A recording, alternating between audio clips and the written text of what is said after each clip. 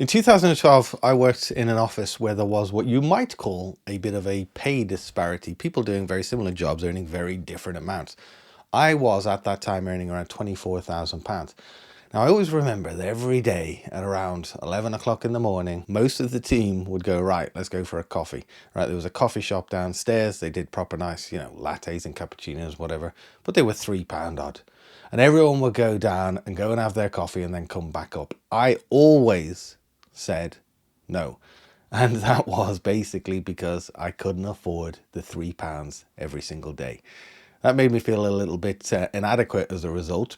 I had a very tight budget for my household, and everything was accounted for, and I couldn't afford £15 a week to go and have a coffee. Now, I probably missed out on conversations as a result of that probably would have helped my career or whatever it may be, but that was the reality of the situation I was in at the moment. My perspective of money right then was very different to how it is now. So what I want to talk about today is something that fundamentally changes your perspective of money when you start to have a little bit, when you start to invest a little bit more, when you know you've got a bit of a buffer, when you've put plans and tools in place in order to be able to improve your financial situation. What I'm not talking about here is tools in order to be able to increase your income. I mean, you can go and find those online. I've actually covered them before, how I managed to go up the career ladder. But at that point in my life, earning 20 odd £1,000, surrounded by people typically earning pretty much double that, going for coffees whenever they want, that was one of the sparks in my mind, simple coffee, that made me want to do something about my financial situation. And from there, my perspective very much changed. I want to go over that in this video today. I used to have what I consider to be a lot of debt. It might not be in your mind, and there'll be some people much worse off, but it was around £10,000–12,000 on credit cards. And I was desperate to get that paid off. This was around 2009. I had to get that money paid off as soon as I possibly could because it felt like a crutch. It was inhibiting my life. It was inhibiting the way that I wanted to live. It was inhibiting the growth of my family. So I then, from those next few years, focused massively on getting that debt paid off. What we used to do is, at the beginning of the month, I budgeted like like an animal.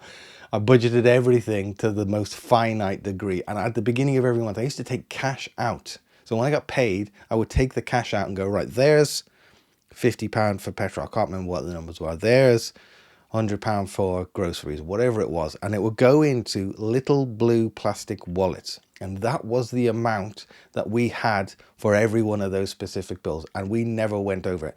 That is how I managed to pay that debt off, even on a very modest salary, 20 odd £1,000. But it took years, and that time changed my perspective on money completely.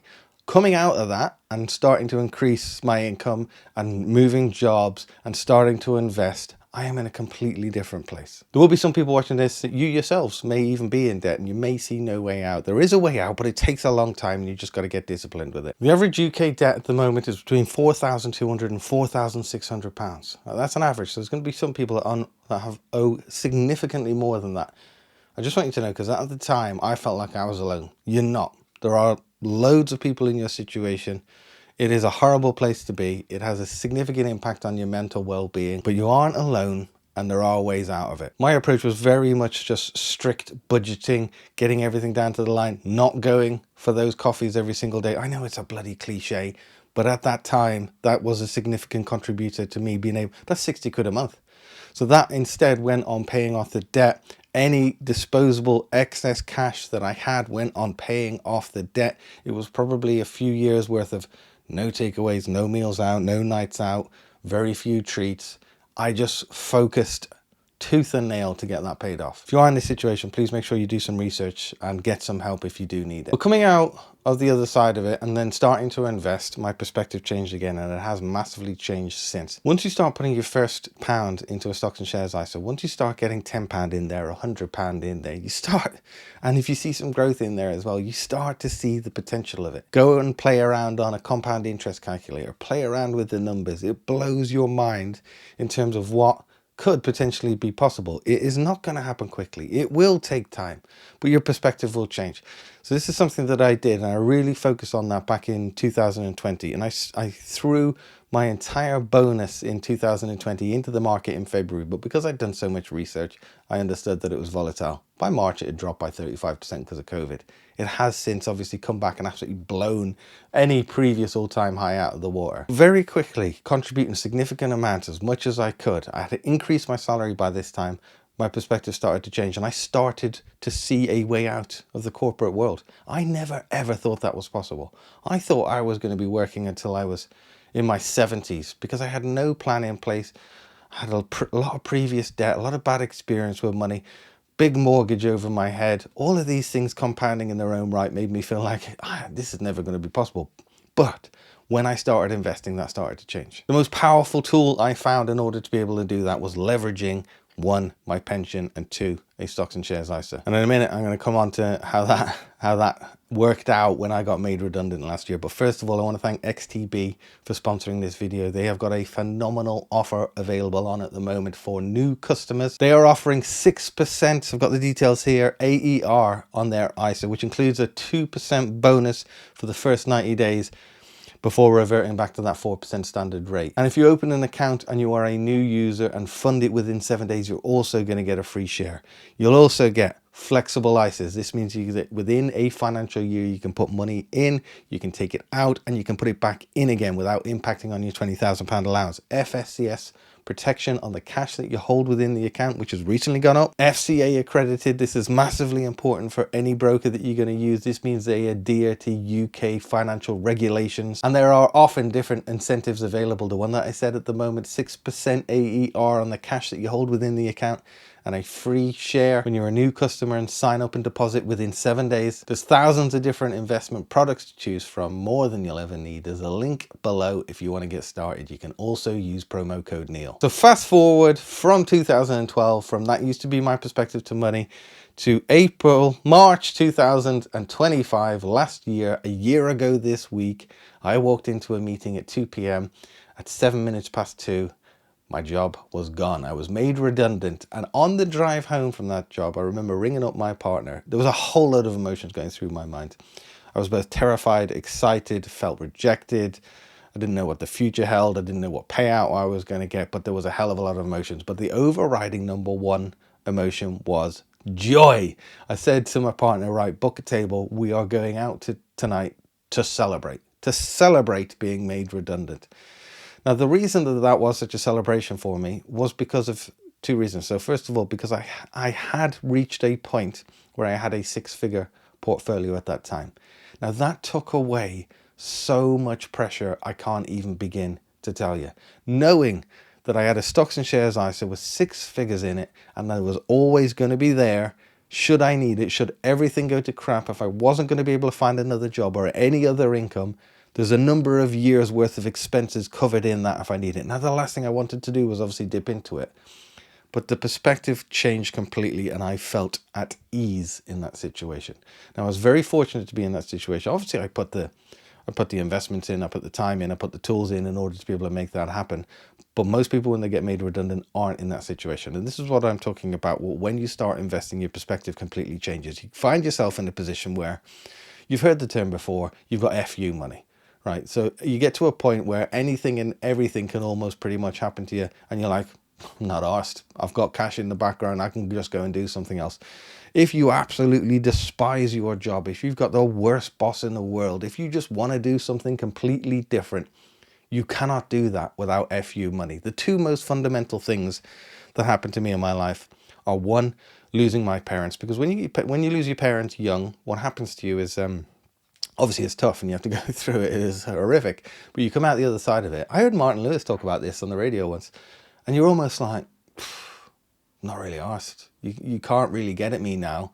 I've been through pain, horrific trauma and pain. They say that the trauma and pain of losing loved ones, families, parents actually is more significant than physical pain, believe it or not. I don't know how true that is, but it is very painful. You come out the other end of it though thinking, what else are you going to throw me now in life? It makes you so much more resilient. You don't put up with crap anymore. You get a completely different perspective, not just on the money, but on life. And that changes a person fundamentally, I think so. And the other thing So that is just your emotional side of thing. Then the other thing is the financial side of thing. When you get to a point where you got FU money, it just exponentially grows again. You're just like, I'm not untouchable, right? I'm not saying I've got millions of pounds and still the worst could happen. I could still end up on the street, but you're at a point where you're thinking, do your worst. And I've put plans in place to sort myself out. You can't really necessarily get at me. I am independent, both financially and both emotionally, as a result of the parent. Most people wouldn't have lost their parents at my age, but these things don't happen quickly. It's gradual improvement. You put your first fiver into the market, you're not going to go right go into work on Monday morning and tell your boss to piss off. You're going to need a little bit more than that, but every pound you put in, it gradually improves. You get a greater sense of taking control of the future, getting a sense of greater financial independence as a result, and it slowly compounds in its own right and grows and improves. You eventually reach £5,000 in there. Now you've got the boiler covered if it blows up, or major car repairs. You get to £10,000, you get to 20. Then all of a sudden things very much change quickly there. And when you go above 6 figures, which very few people in the UK have managed to achieve. It takes hard work, discipline, commitment, blah, blah, blah, all that boring crap. But when you get there, then something just switches in your mind and you feel so much more free.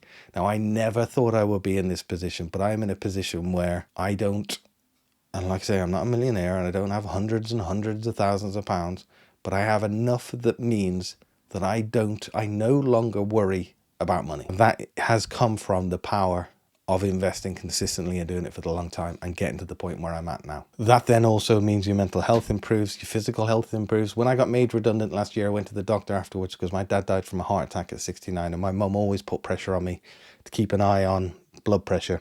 And I went to the doctors and my blood pressure was through the bloody roof. It was, I can't remember, 150 over 110 or something. Look it up. He said to me, you're a heart attack waiting to happen. Now, it's hereditary. As you can see, I'm not overweight. I'm 5'11" and 12.5 stone. It is a hereditary condition, and it was compounded by the stress of the job that I had before. That then compounds itself in terms of the mental issues that it causes you because you're worried about it. Went to the doctor a week after I got made redundant, got put on blood pressure pills. Within a day, ever since my blood pressure has been in the normal to excellent range. But I probably wouldn't have gone and got that sorted while I was in a day job because I was just 1, stressed, 2, busy, 3, putting it to the back of my mind. But all of these things significantly change your impact and your perspective on money, right? I've shared quite a bit here about myself here. Just let me know any experience that you've got that you want to share as well. If you've got to that point, if you're in debt or where you might be on that journey. I promise you, I've covered it a million times. I'm not from wealth. I have no qualifications. I've just managed to focus on this and actually get to a point where I can achieve it. Thanks for watching. I appreciate it.